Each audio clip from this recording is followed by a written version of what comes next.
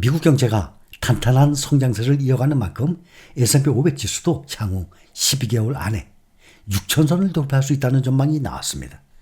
현재 5,667, 7월 16일 날 기록한 사상 최고치에 근접했습니다. 5,633입니다. 골드만삭스는 지난 주말 투자자들에게 배포한 노트에서 S&P 500 지수가 향후 12개월 안에 현재 단계에서 약 6% 정도 더 올라서 6,000선을 돌파할 것이다 라고 내다보고 있습니다. 2022년 같은 약세장만 오지 않으면 당연히 6,000선 넘어갈 것입니다. 올해 남은 기간은 이미 기업 실적과 경기 전망이 주가에 반영됐다면서 올해 말 전망치를 5,600으로 제시했습니다. 현재 5,633입니다. 골드만의 데이비드 코스틴 미국 주식 총괄은 미국 경제 성장률의 탄력성은 채권 금리를 완만하게 더 높일 것이고 지속적인 기업 이익 성장은 완만한 주가 상승으로 이어질 것이라면서 낙관론을 유지한 것입니다. 미국의 연준은 이번 주 연방공개시장위원회 FOMC 정례 회의에서 2020년 이후 처음으로 기준금리 인하를 개시할 것으로 예상하고 있습니다. 월간은 대체로 금리 인하가 기업 이익 성장세를 뒷받침해서 주가 상승으로 이어지리라 보고 있습니다. 전문가들은 연준이 금리 인하 사이클을 시작한 초기 단계에서 주식시장이 강세를 보이는 경향이 있다고 평가하면서 미국 경제에 특별한 문제가 발생하지 않는 한 증시가 지속적인 강세를 이어갈 것이라고 전망을 하고 있습니다. 이번 주 9월 16일부터 9월 20일 이번 주에 미국 증시가 연준의 금리 인하를 맞아서 강세를 시도할 것으로 전망을 하고 있습니다. 이틀간 연방공개시장위원회를 개최합니다. 연준은 이틀차 18일에 기준금리를 결정하고 점도표를 비롯한 경제 전망을 발표합니다. 그 발표하는 시간이 우리나라 시간으로 19일 새벽 3시가 되는 것입니다. 연준은 이번 회의에서 기준금리를 인하할 것이 시장에서는 확실시 보고 있습니다. 2022년 3월부터 이어졌던 공격적인 통화 긴축 기조를 끝내고 통화 완화로 정책 방향을 전환하겠다는 신호탄을 쏠 것으로 예상을 하고 있습니다. 그동안 연준은 코로나 팬데믹 이후 역대급 물가 상승에 인플레이션과의 전쟁을 펼쳐왔었습니다. 이 과정에서 연방기금 금리를 20여 년 만에 최고 수준 5.5%까지 올린 상태입니다. 미국 중앙은행 연방준비제도가 4년 만에 처음으로 연방기금금리 인하를 단행할 경우 파급 효과는 전 세계로 미치게 됩니다. 우리나라야 세계에서 아주 작은 포션을 차지하고 있지만 미국이야 전 세계의 주식시장 경제를 좌지우지할 정도로 전 세계 반 이상이 미국 시장입니다.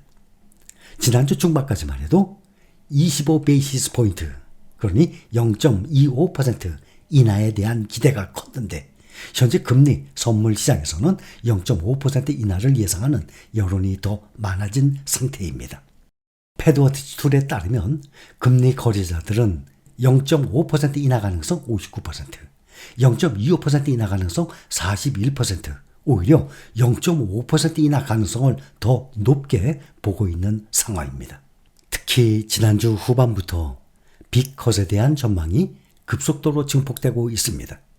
연준의 비공식 대변인으로 불리는 월스트리트 저널의 닉 티밀라우스 기자가 빅컷 인하 가능성을 우회적으로 제시했고 윌리엄 더들리 전 뉴욕 연방준비은행 총재도 연준이 빅컷을 단행할 충분한 논거가 있다라고 주장한 바가 있습니다. 금리 인하는 증시에는 강세 요인이 될 수 있는 것입니다. 금리 인하는 시장의 유동성을 개선을 하고 기업들의 자금 조달을 수월하게 해서 수익성을 개선하게 됩니다. 특히 고금리에 민감한 성장주는 금리 인하 소식에 강세를 보일 수가 있습니다. 이에 따라서 시장 참가자들은 증시의 인하 랠리가 펼쳐지기를 기대하고 있습니다.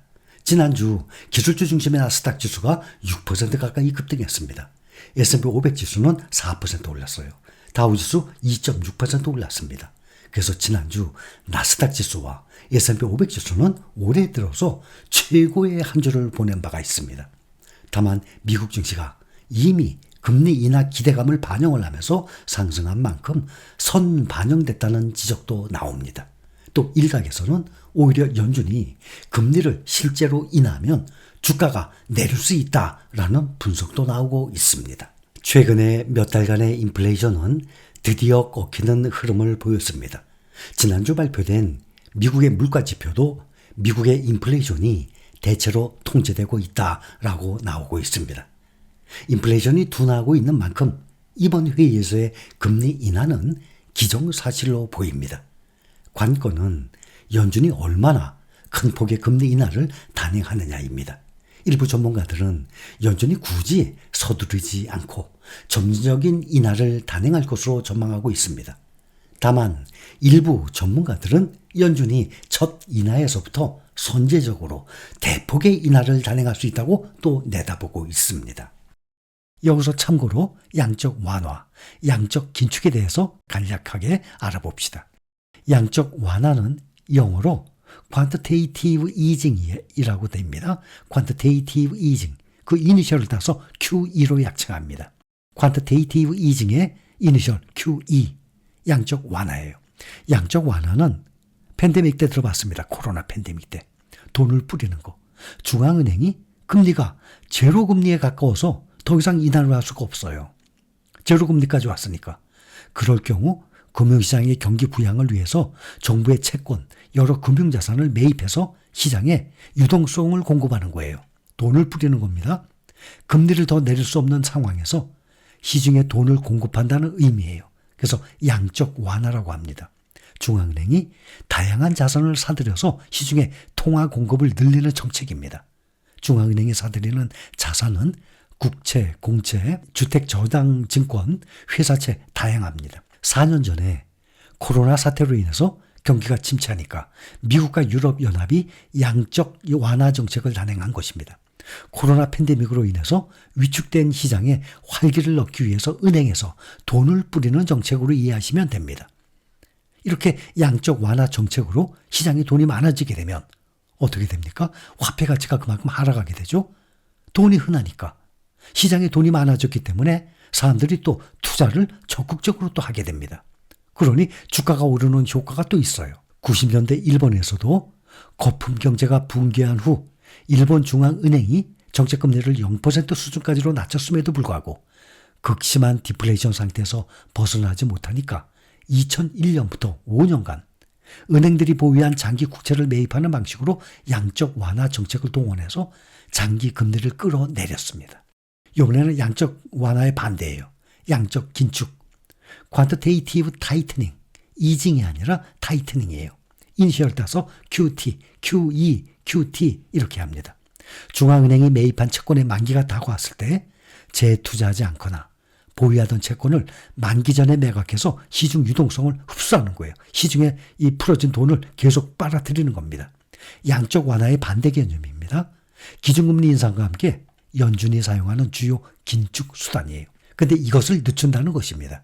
중앙은행이 금리 인상, 긴축 정책의 효과 미미하다고 판단되면 반강제적으로 시장에 풀린 돈을 빨아들이는 것을 의미하는 거예요. 즉 경기가 과열됐을 때 시장의 돈을 은행으로 다시 돌려놓는 정책입니다.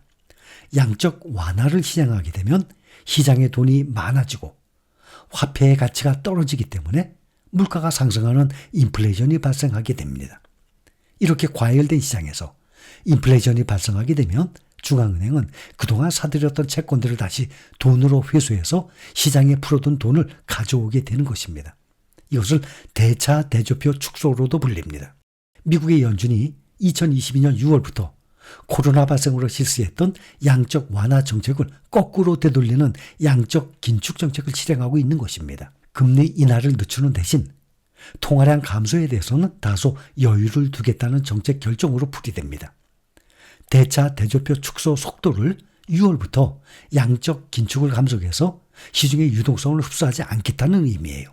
양적 긴축 규모가 줄면 그만큼 금리 상승 압력을 낮추는 효과 또한 있습니다.